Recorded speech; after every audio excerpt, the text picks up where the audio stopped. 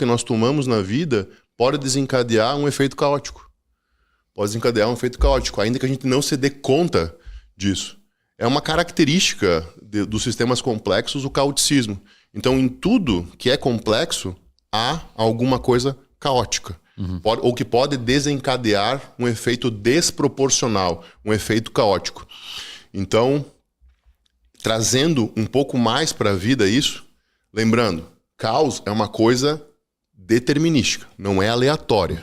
Não tem nada a ver com aleatoriedade. Segue leis determinadas, mas é imprevisível a longo prazo por limitações na capacidade de medição e não pela característica do sistema. Eu vou dar um exemplo para a galera, para eles entenderem isso. A gente não sabe se vai chover daqui a 8 meses, mas existem variáveis de clima, temperatura, pressão, atmosfera, etc, etc, etc, poluição, número de partículas no ar. Existem critérios que determinarão se vai chover daqui a 8 meses ou não. A única questão é que parece uma coisa... A questão é que não é porque é imprevisível que não é determinado. Isso. É imprevisível, a gente não sabe se vai chover ou não. Probabilístico, a palavra é probabilidade. Mas existem os critérios e a gente só não consegue calcular com uma probabilidade razoável. Vamos trazer para a vida. Quando você tem... Vamos pegar na vida propriamente dita. Pega o exemplo de gêmeos idênticos. Na primeira divisão do embrião, você já tem uma distribuição desproporcional de mitocôndrias. O que isso pode acarretar a longo prazo? Em cada outra divisão, numa evolução da vida em si, desse gêmeo, de um ou de outro. Isso é um exemplo. Esse efeito desproporcional pode gerar algo que a pessoa seja completamente diferente da outra por conta de uma distribuição desproporcional de mitocôndrias na primeira divisão celular. Um negócio micro, né? Isso é sensibilidade às condições iniciais. Você consegue, beleza. Isso do nascimento é um exemplo. Agora pega o caso de um cara chamado Ivan, que estava nadando na Grécia em 2022. O cara estava nadando na Grécia em 2022 e ele começou a ir pro fundo no mar. E os amigos perderam ele de vista, ele simplesmente sumiu. Uma correnteza puxou ele muito forte e ele acabou sumindo o oceano adentro. Eles tentaram procurar ele no dia, resgatar, não conseguiram. O que tu imagina para um cara que simplesmente ficou no oceano de um dia para o outro? Morreu, sei lá. Então, 20 horas depois, encontraram Ivan boiando numa bola de praia. Isso foi amplamente noticiado. E uma mulher, a 130 quilômetros da distância de onde o Ivan foi encontrado, viu o noticiário e identificou que a bola era a bola que os filhos dela tinham perdido. Que os 2 filhos dela estavam jogando a 130 km de distância e perderam na praia. E a bola passou pelo Ivan quando ele estava se afogando, ele se agarrou. E foi isso que ele fez ele não morrer. Caramba, cara. Meu Deus. E foi isso que fez ele não morrer. Se você pegar o recorte, o chutar da bola dos meninos é uma sensibilidade às condições iniciais de alguma coisa caótica que aconteceu, porque é uma coisa totalmente imprevisível. Existe uma equação para isso. Existe uma probabilidade da bola ter sido chutada e salvar alguém no mar. Mas a gente não consegue fazer a conta disso. Então veja a complexidade de como isso assusta a ciência. É por esse motivo que cada vez mais a gente tenta esquivar, colocar... não tem como, cara. Eu quero ter certeza, até porque nosso cérebro é obsessivo por padrão. Então essa obsessividade por padrão faz a gente querer afastar a complexidade e o caoticismo das coisas que a gente pesquisa. Porque imagina eu tentar entender cada coisa que acontece como chutar uma bola para salvar a vida de uma pessoa. Então, tem um cientista, cara, que o nome dele é Brian Klaas. Ele diz que tudo afeta tudo, que nós influenciamos tudo, mas não controlamos nada. E isso é uma frase genial, cara. Existe a matemática por trás de cada ação nossa. Mas a gente não consegue por limitação. A fala do Sapolsky aí vem bem a esse desiderato de explicar, eu passei a vida inteira estudando uma forma e agora simplesmente é muito diferente, porque estudar sistemas não lineares, cara, causa desconforto. Que você não tem... Que controle você tem sobre um sistema não linear? Você tem que tentar... É por isso que... Beleza, a gente tem um problema entre abordagem fenomenológica e abordagem matemática. tu consegue fazer, obviamente, entender o caoticismo de um pêndulo, de 2 pêndulos, sei lá. Mas você não consegue entender o caoticismo presente em chutar uma bola na praia. Então, uma pergunta que pode ser feita é no quais são as características desse sistema. Então, são sistemas basicamente dinâmicos, eles evoluem ao longo do tempo, complexos, que as partes desse sistema interagem entre elas, e não lineares. O input é diferente do output, não é necessariamente chutar... Não é, vamos usar sempre o exemplo da bola, talvez seja o melhor. Chutar uma bola não é só chutar uma bola, pode salvar a vida de uma pessoa, muito embora a gente não saiba como isso acontece. A matemática por trás de como isso acontece. Então, são sistemas imprevisíveis, sensíveis às condições iniciais. E, além disso, você pode ter coisas como auto-organização. Sistemas caóticos podem ser auto-organizados. O Giorgio Parisi, que é um Nobel de Física, ele explica que existe muita organização em sistemas caóticos, longe do equilíbrio. Assim. Existe muita organização. Então, eles se auto-organizam de uma maneira muito, entre aspas, fácil, mas porque o caos é muito grande e quando você olha para aquele sistema, ele está organizado de alguma forma. É isso que conferiu o termo, a estrutura dissipativa do Prigogine, que é quando uma estrutura opera longe do equilíbrio, fora do equilíbrio termodinâmico, vem justamente dessa organização caótica. Convecção térmica é um exemplo. Nós somos um exemplo de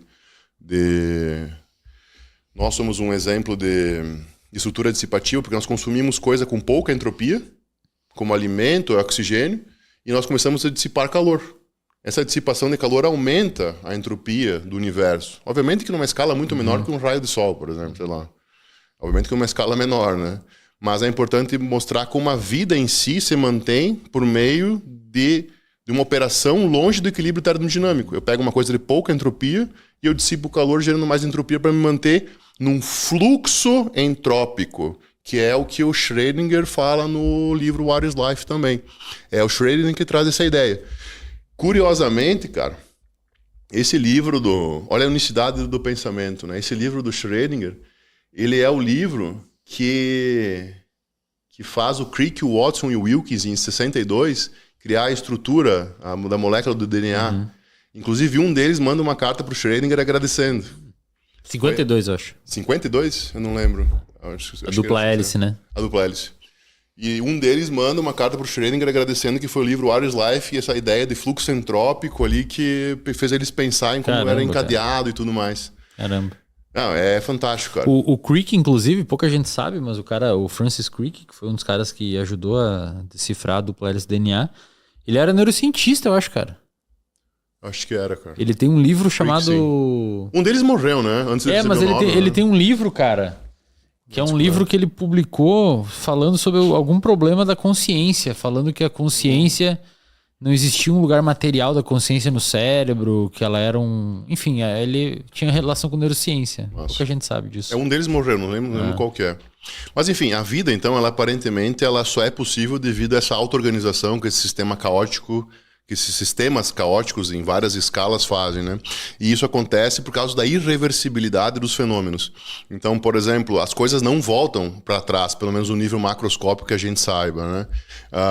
Mas é provável que as coisas não voltem. Elas podem voltar, mas é tipo quase nula no universo inteiro, em alguma vez do universo. É uma chance praticamente nula, que a gente chama de error of time, que é a unidirecionalidade do tempo.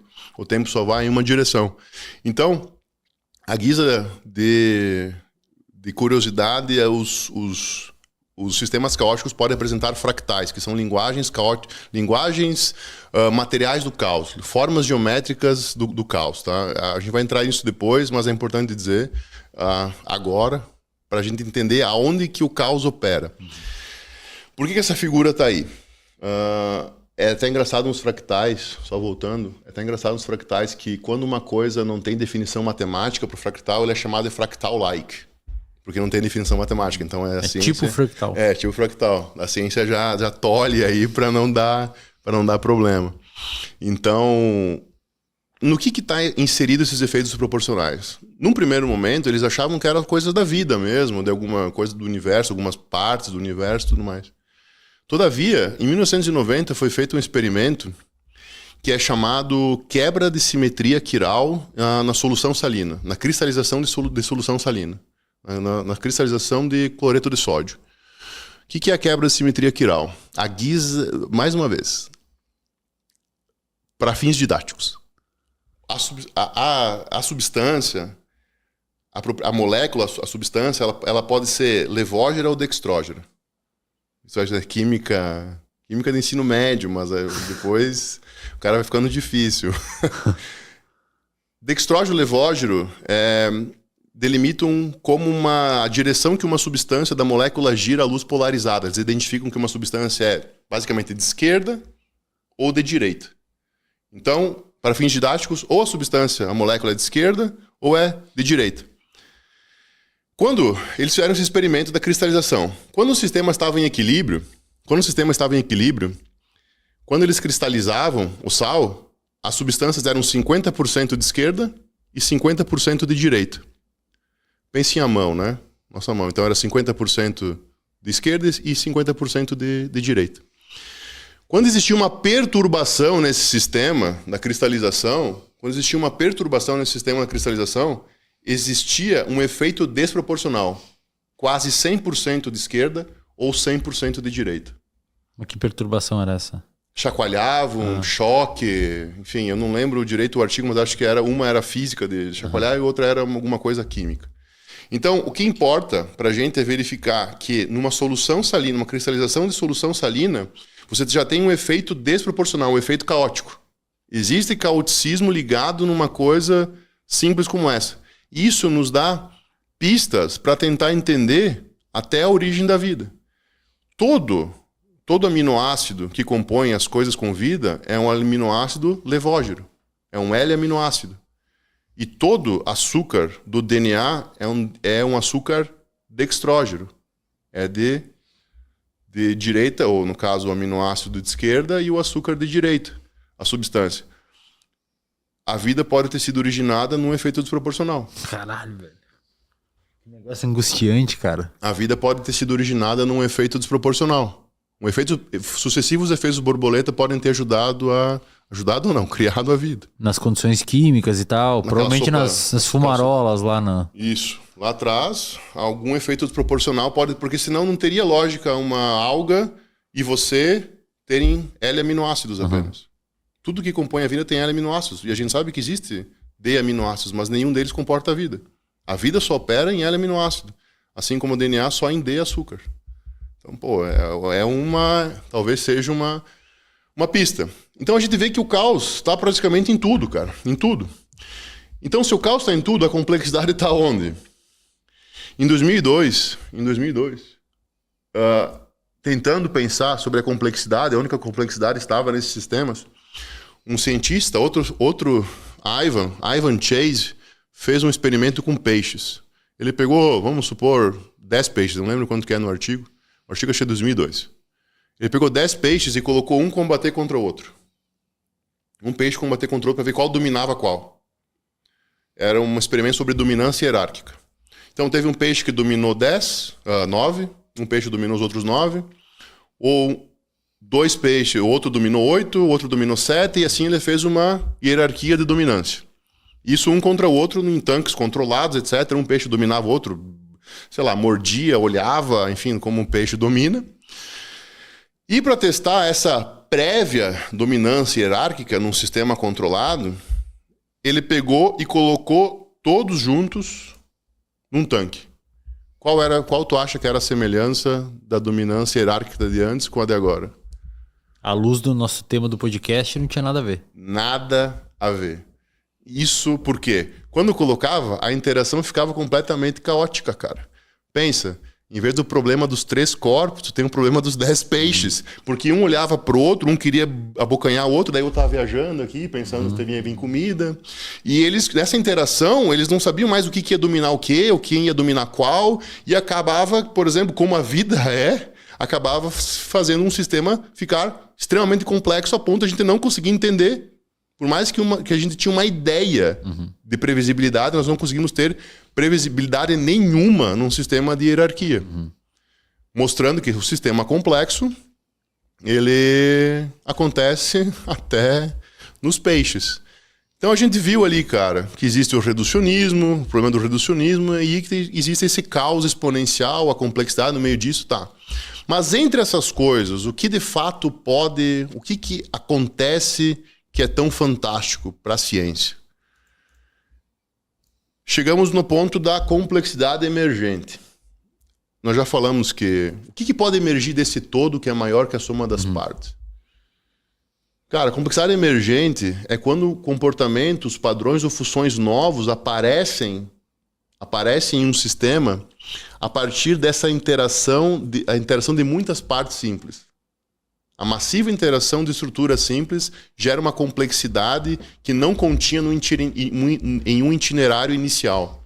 Até tem um neurobiólogo do século passado que ele diz que nesses sistemas que mostram essa complexidade emergente, desse novo padrão que surge a partir da interação massiva de estruturas simples, ele diz que essa primeira parte não pode conter nenhum itinerário.